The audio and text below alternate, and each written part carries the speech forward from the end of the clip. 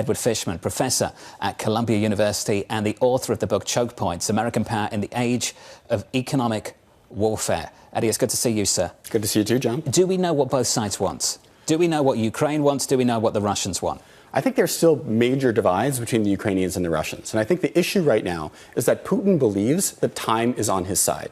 The reason he's kicking the can down the road, the reason he's kind of saying, oh, well, I'll show up in Turkey. No, I won't show up in Turkey, is he thinks that if he can just push this out, get to a big Russian summer offensive, they can take even more territory, be in an even stronger position.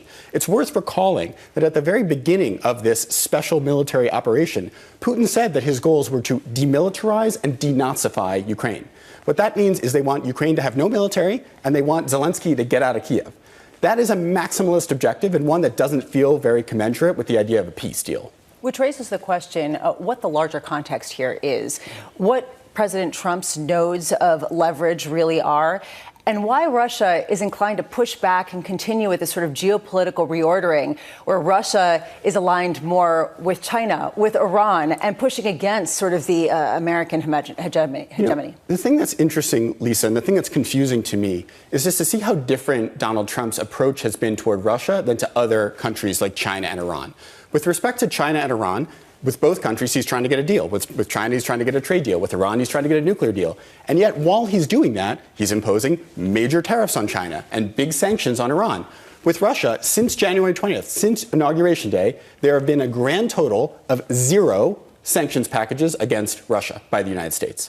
And that is just a massive change from what we've seen over the last 3 years, where every month, even sometimes every week, there would be more escalation on Russia's economy.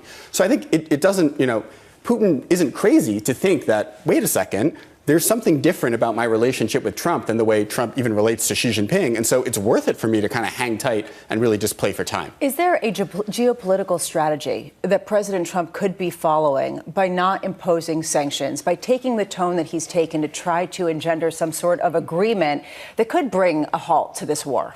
Look, I think that I understand if he wants to sort of preserve his position as an honest broker, and that maybe he thought that the Biden administration had leaned too heavily toward Kiev.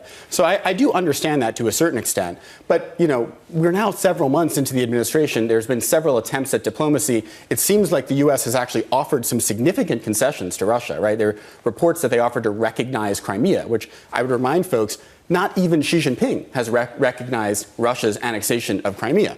And yet Putin doesn't seem to be taking this seriously. And I think when I heard Trump say recently that Putin might be tapping him along, I think myself, as well as many other people who look at this issue, are hoping that Trump may be kind of seeing the light on Putin right now. Let's talk options. What are the options available to the Trump administration, sanctions-wise? Sure. So, look, I think one of the biggest myths out there is that Russia is the most sanctioned economy in the world. They're not even close. I mean, we talk about secondary sanctions, which would be sanctions on buyers of Russian oil, like sanctioning Chinese refineries or Emirati oil traders. That would be great. But let's talk about low-hanging fruit. Rosneft, the biggest oil company in Russia, is not under sanctions.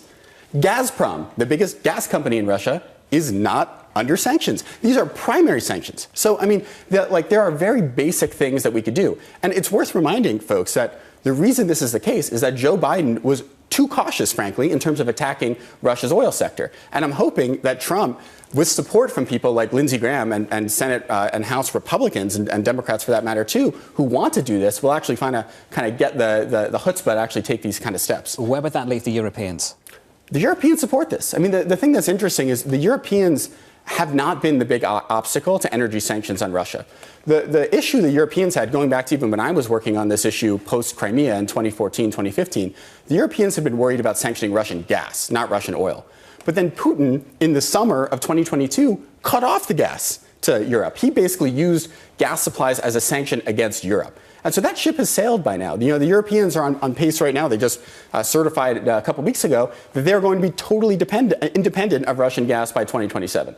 So right now, the question is really about oil, and it's really whether the Trump administration, with backing from Congress, is willing to actually attack Russian oil. How related is that to the trip that President Trump is still on in the Middle East, making friends with everybody in the Middle East and really shifting the balance of power to that region, possibly at the expense of Europe?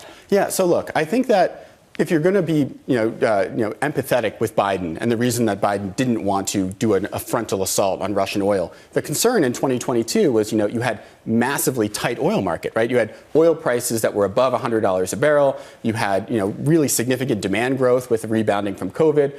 Right now, you've got Brent around 60, right? And you've got symptoms that the market is going to be oversupplied this year. You've got OPEC that's increasing production, looking like they're playing for market share. You've got non-OPEC supply that's growing. So right now, the market conditions, partly because of the diplomacy with the Middle East, are very favorable to start bringing some Russian oil off the market. And by the way, if we get an Iran deal, which is also looking more likely, that gives even more leeway to take 1, 2, even 3 million barrels of Russian oil off the market this year. Not even the Democrats are empathetic with Biden right now. You notice that? Well, it's yeah. Enemy number one of the party. Well, I think that there is a scapegoating, and there is some mass revelation of what was seen and not seen by the public in terms of his deterioration. And I think that a lot of people are saying he didn't step down soon enough to allow Kamala Harris a fair shake and even just some sort of primary that could have been valid. That's the argument, at least at the moment. We'll have more to say on that in the weeks and months to come, I'm sure. Eddie, it's good to see you, sir. Yeah, nice to see you too. Thank you. Thank you very much. Edward Fishman there of Columbia University.